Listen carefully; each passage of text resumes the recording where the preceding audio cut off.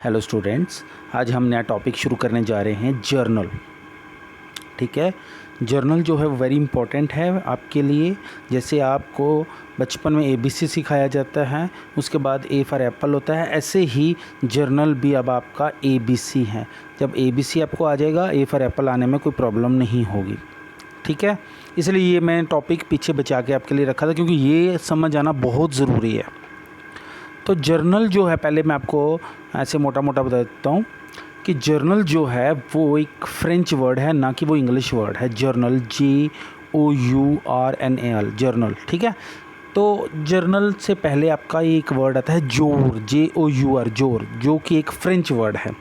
ठीक है, not a English word, this is A French word which means a day, which means a day, कि आपने एक दिन में क्या किया, बिजनेस में क्या किया।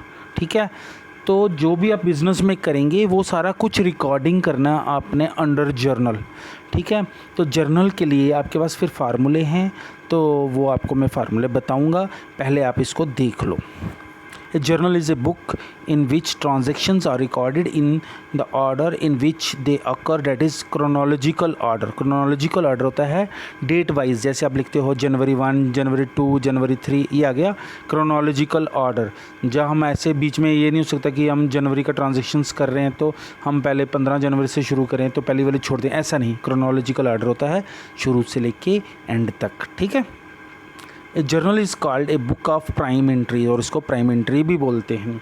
Also called are of original entry, और इसको ओरिजिनल एंट्री भी बोलते हैं। Because all business transactions are entered first in this book, जितनी भी बिजनेस ट्रांजेक्शन्स हैं first entered in this book. ठीक है, जितनी भी बिजनेस ट्रांजेक्शन्स हैं आपके पास वो सबसे पहले इसी में रिकॉर्ड की जाती है। The process of recording a transaction in A journal is called journalising.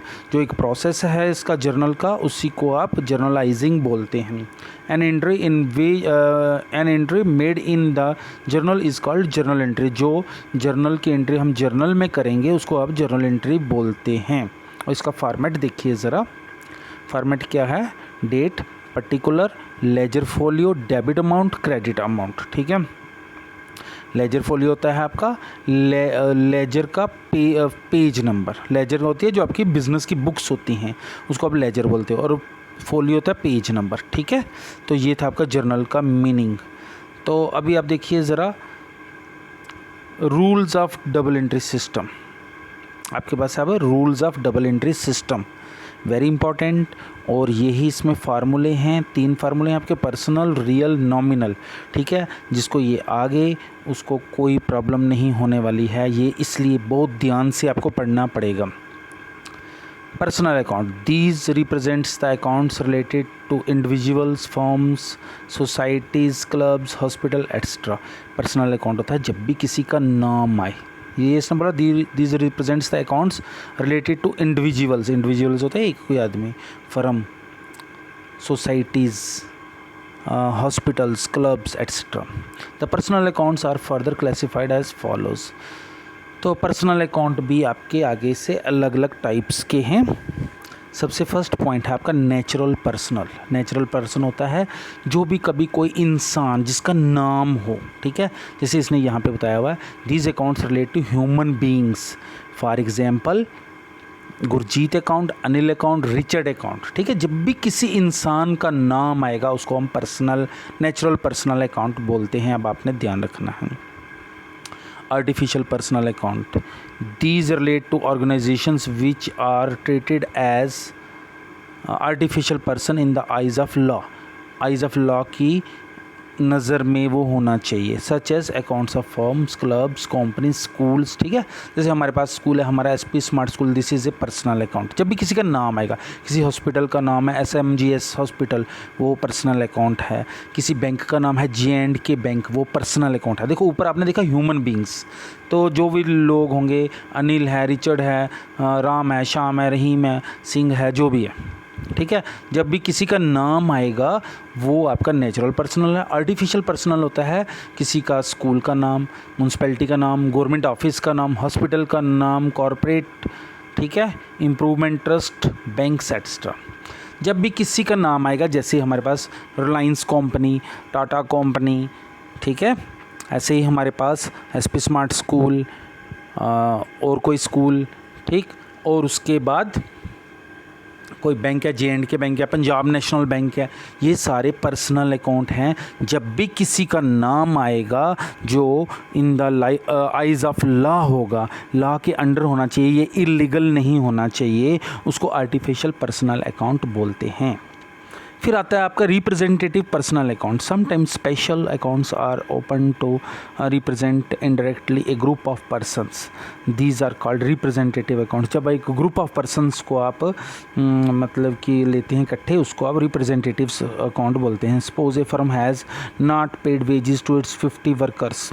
तो ऐसा होता है कि हमारे जो वर्कर्स होते हैं, मान लो हमारी एक फैक्ट्री है, वहाँ वर्कर काम करते हैं, जो लेबर होते हैं, ठीक है, वो काम करते हैं, उनको हम क्या करते हैं, जब हम उनको सैलरी देनी होती है, उसको सैलरी को वेजेस बोलते हैं।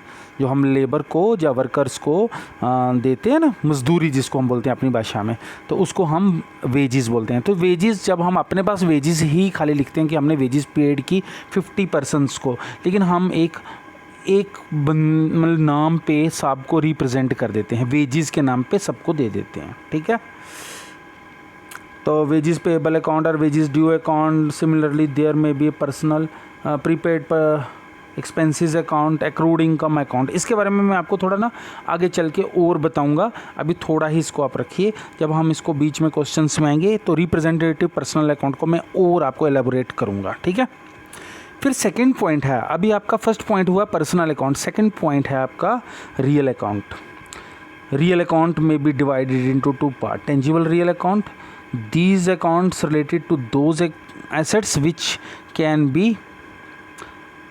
touched, ठीक है, touched and seen। तो ये बोल रहा है कि जो टेंजिबल रियल अकाउंट होता है, एक आ गया रियल अकाउंट सबसे पहले, उसके भी 2 पार्ट हैं। पहले आपने पर्सनल अकाउंट पढ़ा, पर्सनल अकाउंट में 3 पार्ट थे, रियल अकाउंट में 2 पार्ट हैं, और उसमें पहला पॉइंट है टेंजिबल रियल अकाउंट, ठीक है।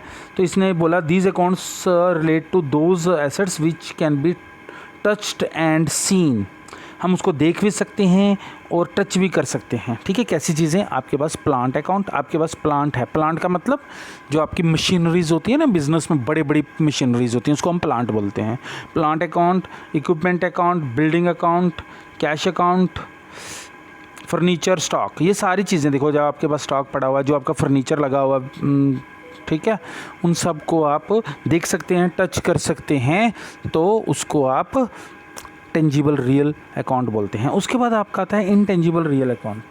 These accounts relate to those assets which are not possible to touch in physically. तो इनटेंजिबल वो होते हैं जिसको हम फिजिकली टच नहीं कर सकते, what can be measured in terms of rupees, लेकिन आप उसको रुपीज़ में निकाल सकते हैं। For example goodwill, copyrights, marks, patents, rights etcetera. तो ये देखिए ज़रा, गुडविल और क्या होता है। सबसे पहले आप देखेंगे गुडविल क्या होता है। गुडविल तो हमारा एसेट्स होता है। क्या होता है गुडविल? होता है बेटा हमारा रेपुटेशन। जिस चीज़ का हम काम करते हैं उसकी रेपुटेशन कितनी है मार्केट में, ठीक है। जैसे कि हम बोलते हैं कि जैसे मान लो जम्मू में एक दुकान है, आपको पता, पहलवान की दुकान, पहलवान की मिठाई की दुकान है, वो हमारे यहाँ फेमस है। जैसे हमारे जम्मू में अगर आप देखेंगे एक प्रेम स्वीट शॉप है जो कुद में है, उसका पतीसा बड़ा फेमस है।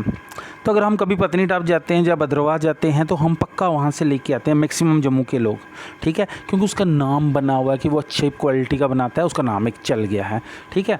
ऐसे ही जम्मू में हमारे पास फेस्टिवल्स होते हैं, जब हम क्या करते हैं, जब हमारे किसी के शादी होती है तो फंक्शंस होते हैं, तो हम क्या करते हैं, पहलवान की मिठाई देते हैं लोगों को, अपने मतलब कि फ्रेंड्स को या अपने रिश्तेदारों को, ठीक है। ऐसे तो मिठाई की दुकान बहुत होती हैं, बहुत जगह अच्छा और भी अच्छे लोग बनाते हैं, लेकिन एक नाम चल गया कि पहलवान का अच्छा होता है, ठीक है। तो उसी को हम गुडविल बोलते हैं, उसी को हम रेपुटेशन बोलते हैं, ठीक है। और जो वो रेपुटेशन है वो दिखती नहीं है और देख नहीं सकते, उसको हम टच नहीं कर सकते, लेकिन उसको कैश में, कन्वर्ट कर सकते हैं। अगर वो अपना फ्रेंचाइजी बेचेगा तो पहलवान तो उसको 50 बंदे खरीदने वाले होंगे, ठीक है। ऐसे ट्रेडमार्क होता है, जैसे आपके पास ट्रेडमार्क है, आपकी बुक है जिसका नाम है कल्याणी पब्लिशर्स, देखना अपनी बुक के पीछे KL लिखा होगा, वो आप ध्यान से देखना, उसको आप ट्रेडमार्क करते हैं। तो जो ये अच्छे पब्लिशर्स होते हैं उनसे लोग अपनी बुक प्रिंट कराना चाहते हैं, क्योंकि उसका नाम है, उससे हमारी रेपुटेशन बढ़ती है, ठीक है। तो ऐसे पेटेंट्स होते हैं, राइट्स होते हैं, पेटेंट्स राइट्स होते हैं। जैसे कि मान लो एक कोका कोला कंपनी है, वो किसी एक बंदे को जम्मू में राइट्स दे रही है कि तुम कोका कोला का प्रोडक्ट जम्मू में प्रोड्यूस करो। आपको पता है ना जम्मू में कोका कोला वो एक बंदे का ही है। अगर आप दूसरा बंदा भी अपने घर में वो बनाना शुरू कर देगा विदाउट लाइसेंस, तो हम उसको बोलेंगे वो डुप्लीकेट है। तो इसलिए पेटेंट्स राइट्स जो हैं वो होना चाहिए। पेटेंट्स राइट्स भी आपकी इंटेंजिबल रियल एसेट्स हैं, ठीक है। उसके बाद है आपका लास्ट वाला point, nominal accounts. Nominal accounts, these accounts relate to business expenses, losses, gains and incomes. Nominal account जो होता है वो इनविजिबल होता है। मैं आपको बता देता हूँ, ये इनविजिबल होता है, दिखता नहीं है लेकिन होता है। जैसे मान लो तुम्हारे पापा को सैलरी मिली, तो पापा ने सैलरी लाई जब घर में, तो सैलरी में पापा को कैश मिला, लेकिन आप पापा ने बोला सैलरी मिली, तो सैलरी की कोई शक्ल नहीं थी, ठीक है। तो मैटाडोर में गए, मैटाडोर वाले ने बोला तुम फेयर दे दो, जिसको किराया बोलते हैं, किराया दे दो। किराए में तुमने क्या दिया? किराए में तुमने कैश दिया, ना कि कुछ और दिया। वही पापा से सैलरी वाले पैसे लिए हुए थे, वो एक मैटाडोर वाले को किराया दिया, वो किराया तुम्हें वो फेयर की शक्ल नहीं थी कोई भी, इसलिए उसको हम इनविजिबल बोलते हैं, ठीक है।